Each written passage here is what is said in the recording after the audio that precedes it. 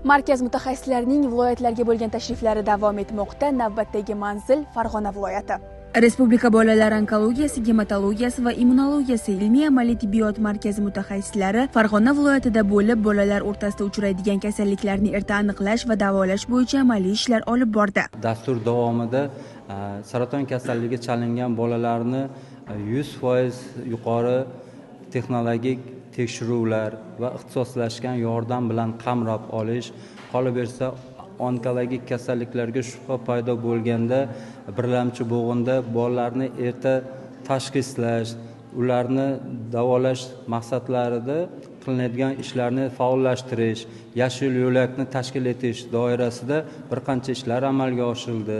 Bemorlarning marshrutizatsiyasi, bemorlar birlamchi bo'g'indan kasallikka shubha bo'lib markazimizga yetib borgungacha orada bemorlar 1-1,5 oy vaqt yo'qotyapti. Bu albatta o'z asoratini ko'rsatadi bemorlarni davolash natijalarida bemorning hayotiga.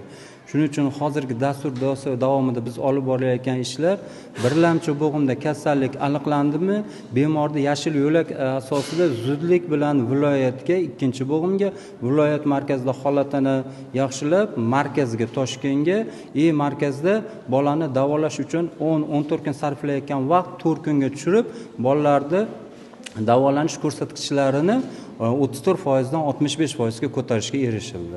Tashrif davomida bolalar ko'p tarmoqli shifoxonasida chuqur tibbiy ko'riklar o'tkazildi. Har bir holat bo'yicha aniq tavsiyalar berilib, kasallikni erta bosqichda aniqlashga alohida e'tibor qaratildi. Shu bilan birgalikda 2025-2030 yillarga mo'ljallangan milliy strategiya doirasida shifokorlarga muhim ma'lumotlar yetkazildi.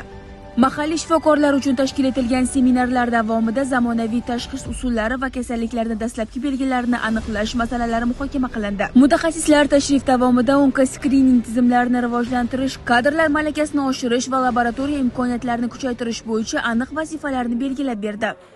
Germaniyaning zamonaviy laborator instrumentlari kelguniga qadar markazlarni tibbiyot uskunalarini o'rnatish, ularda elektromontaj, ventilyatsiyon va boshqa kerakli sharoitlarni tayyorlab qo'yish maqsadga muvofiq ekanligi ko'rsatib o'tilgan. Bu bo'yicha markazimizga 2024-25 yillar davomida Germaniya KfW bankning mas'ul xodimlari, mutaxassislari kelib o'rganib chiqishdi va tegishli xulosalarini aytishdi. Biz xulosalarga asosan markazning byudjetdan tashqari 380 million so'mlik mablag'lari hisobiga xarid qilinishi lozim bo'lgan maxsus apparatlar kelguniga qadar markazimizning laboratoriya bo'limini zamonaviy ventilyatsiyon tizimlari, isitish sovutish tizimlari va kerakli barcha kanalizatsiya zarur shart-sharoitlar bilan ta'minlab, prezidentimizning qarorlarining ijrosini ta'minlash maqsadida zarur holatga tayyor qilib keltirib qo'yildi. Bu kabi tashriflar joylarda sifatli tibbiy xizmatni yo'lga qo'yish va bolalar hayotini asrash yo'lidagi muhim qadam hisoblanadi.